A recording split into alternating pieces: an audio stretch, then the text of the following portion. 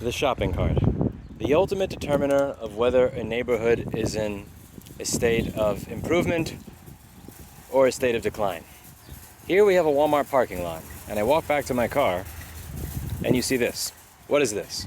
This means that somebody left a shopping cart somewhere, and then somebody parked, and then somebody did not move the shopping cart out of the way. And they just kind of left it there, just kind of sitting there. To smash into somebody's car, and you can see that there's a mark on that person's car where this was left. And here's one of the things that will determine whether a neighborhood is on the upswing or the downswing. Do people return the shopping carts when they're done with them? But no, it gets more complicated than that. Not only is it whether or not you return your own shopping cart, will you go out of your way to return shopping carts that do not belong to you, that are not your responsibility, so that the world sucks a little bit less? And I know this is going to seem petty, it's going to seem ridiculous, or a little holier than thou, but I really believe shit like this is the determining factor in whether or not you're on your way to a path to a better world or a shittier world. Like, it's not about showing people how to fix boards or showing people how to not screwing over your customers and all that stuff, but like in the small areas of life, what do you do? Is the world better off because you exist, or shittier? And the shopping cart test is a big one for me. The reason I consider it a big test is because there's no consequence to not returning the shopping cart. Your peers are not going to think worse of you. You're not going to be fined.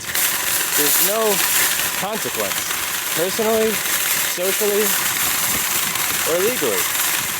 So there's really no incentive structure to actually do the right thing, other than your own personal sense of morality, guilt, and desire for the world to suck a little bit less for the next person. Because what's that person going to think when they get back to their car and they see a giant scratch on in a shopping cart smashed into it? Because it's a pretty shiny car. They're going to think, well, shit, that kind of ruined my day. Fuck. They're going to have a crappier mood. And how's that going to translate when they have to, I don't know, coach kids' little league or go on a date or whatever? It's going to be one of those things that it snowballs. Like, you think it's just a shopping cart, but it's not.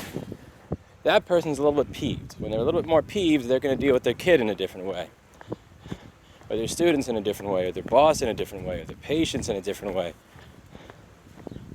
Nobody's really trying to measure that stuff, but I genuinely believe it matters. It adds up. Is the world better because you're in it, or is it shittier? Important question to ask. Always return the shopping cart. And dare I say it, take a little bit of time out of your day to return the shopping carts that don't even belong to you. One of the things you may find when you start doing shit like this is, if you actually were in the middle of having a shitty day, is that it starts to be less shitty. I'm not kidding. I know this sounds like some self-help bullshit, but when you do stuff like this for like 5 minutes out of your day every day, just a couple of minutes, you don't gotta go crazy with it, you might actually feel a little bit better. I don't know. It's worth a try. Some of you people in my comment section seem like you're genuinely miserable fucks sometimes, so I figure, what's the worst that could happen? You might as well try it. Worst case scenario, you waste 5 minutes of your life, and you can blame me for it. That's it for today, and as always, I hope you learned something. I'll see you in the next video. Bye now.